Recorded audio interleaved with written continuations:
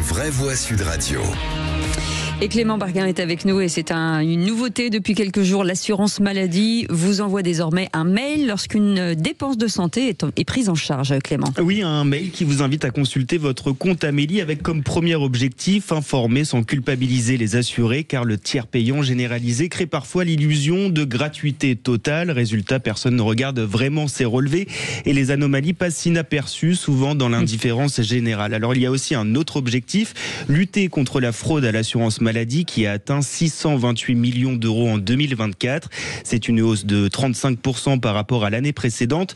Des fraudes commises dans près de 27% des cas par des professionnels de santé malhonnêtes, ce qui représente près de 70% de ce montant de 628 millions d'euros. On parle ici d'actes médicaux totalement fictifs, facturés alors qu'ils n'ont jamais été réalisés, ou de surfacturation pratiquée en toute discrétion. Des anomalies qui devraient donc désormais être plus facilement repérables. Et pour en parler avec nous, on accueille Frédéric Bizard, économiste spécialiste des questions de protection sociale et de santé. Bonsoir Frédéric Bizard. Bonsoir. Alors, il y a ce que je viens d'entendre, cher Frédéric Bizard, et merci d'être avec nous en direct sur Sud Radio, c'est de dire que les praticiens eux-mêmes fraudent.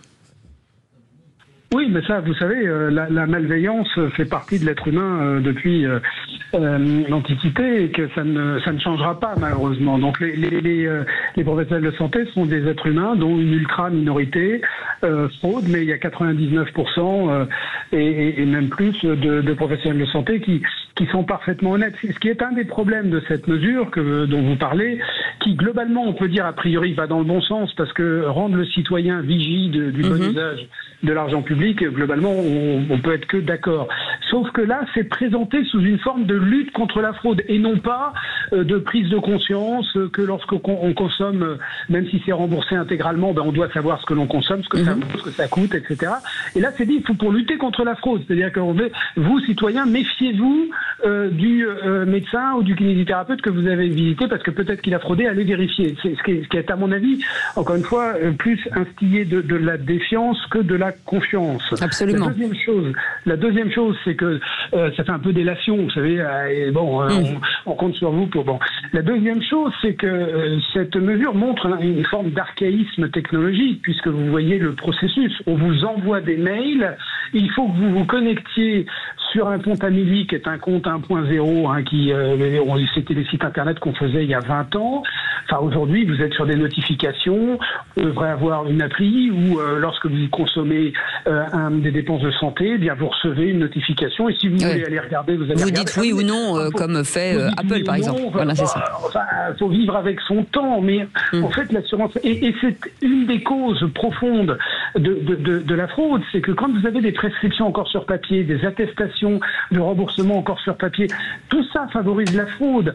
Je vais vous prendre un exemple. L'Italie, depuis 2 ans, a constaté une baisse très forte de la fraude, pas simplement en santé, grâce à la généralisation de la facturation électronique.